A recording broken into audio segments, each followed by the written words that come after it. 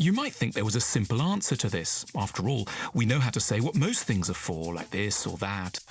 And people flock to museums like never before, so they must have their motives. But when it comes to art, people get strangely afraid to ask too directly what it might all be for.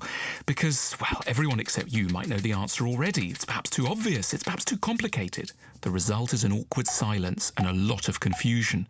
But maybe it shouldn't be that hard to say what art is for. Maybe we can have a go at ascribing certain rather clear purposes to art. Here's 5 things that art might be able to do for us. It's an obvious but striking fact that the most popular works of art in the world show pretty things. Happy people, flowers in spring, blue skies. This is the top-selling postcard in the world from the Metropolitan Museum of Art in New York. This enthusiasm for prettiness worries serious types a lot. They wonder, have people forgotten what life's really like? But that seems a misplaced worry. We need pretty things close to us, not because we're in danger of forgetting the bad stuff, but because terrible problems weigh so heavily on us that we're in danger of slipping into despair and depression. That's why prettiness matters. It's an emblem of hope, which is an achievement. Prettiness, those flowers and blue skies and kids in meadows, is hope bottled and preserved, waiting for us when we need it. The world often requires us to put on a cheerful facade, but beneath the surface there's a lot of sadness and regret that we can't express from fear of seeming weird or a loser. One thing art can do is reassure us of the normality of pain. It can be sad with and for us.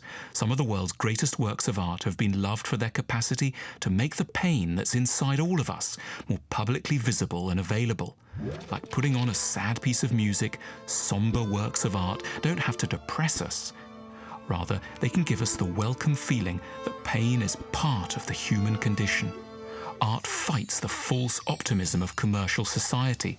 It's there to remind us, with dignity, that every good life has extraordinary amounts of confusion, suffering, loneliness, and distress within it, and that therefore we should never aggravate sadness by feeling we must be freakish simply for experiencing it quite a lot.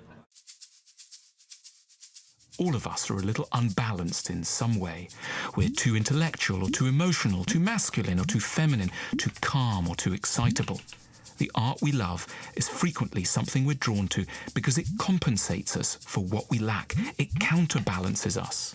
When we're moved by a work of art, it may be because it contains concentrated doses of qualities we need more of in our lives.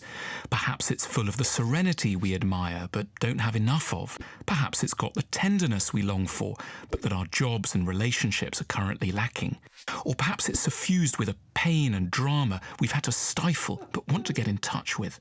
Sometimes a whole society falls in love with a certain style in art because it's trying to rebalance itself, like France in the late 18th century that wanted David as a corrective to its decadence, or Britain in the 19th century that looked to the pre-Raphaelites to counter the effects of brutal industrialization.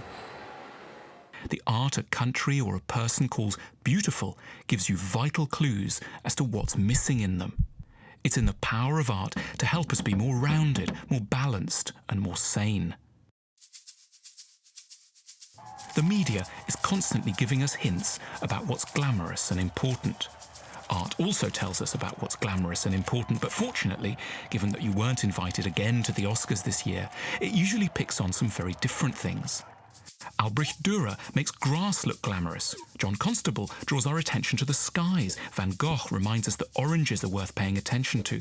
Marcel Duchamp challenges us to look again at the seemingly mundane. These artists aren't falsely glamorizing things that are better ignored. They're justly teasing out a value that's been neglected by a world with a deeply distorted and unfair sense of what truly matters. Art returns glamour to its rightful place, highlighting what's genuinely worth appreciating.